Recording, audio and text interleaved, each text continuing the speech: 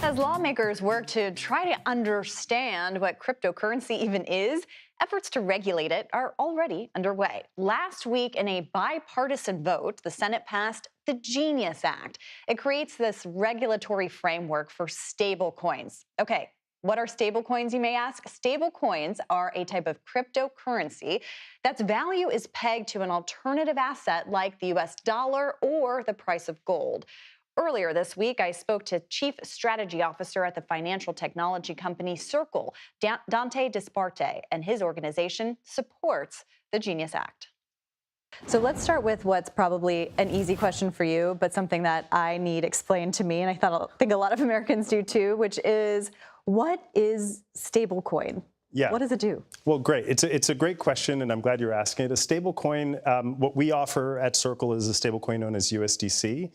It is effectively a dollar uploaded onto the internet, which allows people to send, spend, save, and secure their money in an internet-connected way, which could be down to your mobile device, how you pay people internationally, and of course, lots of questions about the U.S. payment system very broadly. And so stablecoins or digital dollars is probably the simplest way to describe it, but not all of them are created equal, which is why we need U.S. laws to get passed. Okay, and I want to get to that in a minute, but how does this differ from cryptocurrency or other kinds of currencies that we've heard, or is it the same?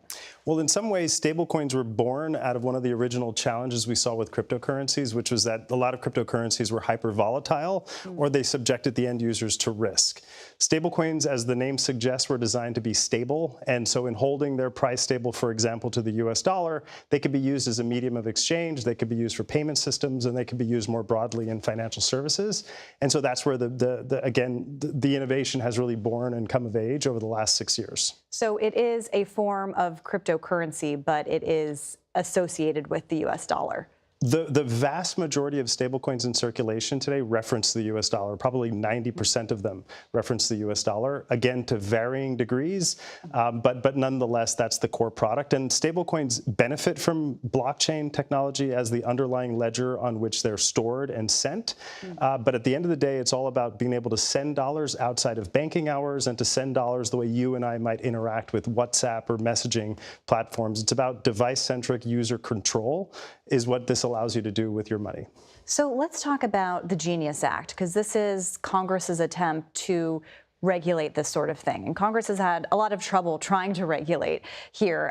It seems like they're getting close to the finish line. What exactly would the Genius Act do? So the Genius Act is a really, really important piece of legislation that has just come out of the Senate.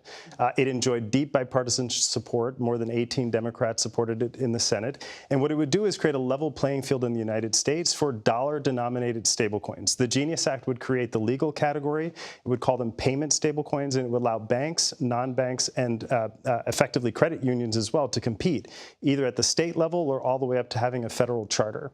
That's just the domestic piece of the puzzle. The Genius Act would also ensure that there's an America First framework for this really important innovation around the world, because the dollar is such a critical currency, not only in this category of activity, but also as a payment instrument, as a reserve currency around the world. So the Genius Act would give us a national framework that we could export to other countries. So without this piece of legislation, what's the consequence of how it's all operating now?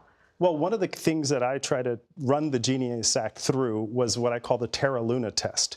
Here in Washington, D.C., there was a so-called stablecoin that entered circulation into the United States. It even bought the naming rights for our baseball stadium here, and so its logo is still on the stadium. And over the course of a weekend, that product blew up, in effect because it would have failed the Jerry Maguire Show Me the Money test, and in effect was backed by nothing at all. And so that product caused a lot of losses. The Genius Act would prevent that type of product from entering circulation in the United States. It would create very clear boundaries on what can be called a stablecoin in the U.S. and what types of reserves have to back them, including criminal liability and criminal penalties for false advertising and misreporting and all of the rest. And then the last and most important piece is it would address national security issues by creating a level playing field to banks and other regulated companies with anti-money laundering, countering the financing of terrorism, and other security issues that matter to the country. So without this, I mean, it's kind of operating as the Wild West here. Well, in some ways, It isn't, in that companies like ours have always abided by pre-existing rules in the United States of America, but it does put the U.S. entities at a disadvantage to offshore companies or to other countries who in many respects might have clearer rules for regulating U.S. dollars than we do here in the United States. All of Europe, for example, has a very broad set of rules for this entire market, including broader crypto asset activity, but the U.S. doesn't yet.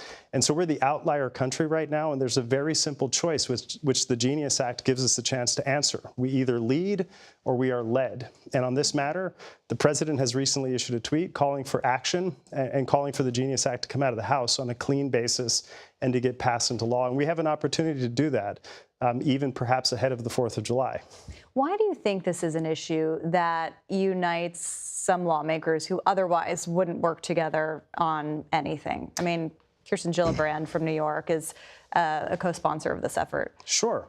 Well, number one, I would argue there's a lot of equities here that matter. The United States, especially when it comes to fintech innovation, the states are the laboratories of responsible innovation. And so you could see a lot of interest at the state level to help companies compete in this novel market. So that's a bipartisan issue. You, of course, also see a lot of consumer protection issues that matter pretty heavily to the Democrats and to many others. The Republicans as well have been pushing for a principled set of rules here.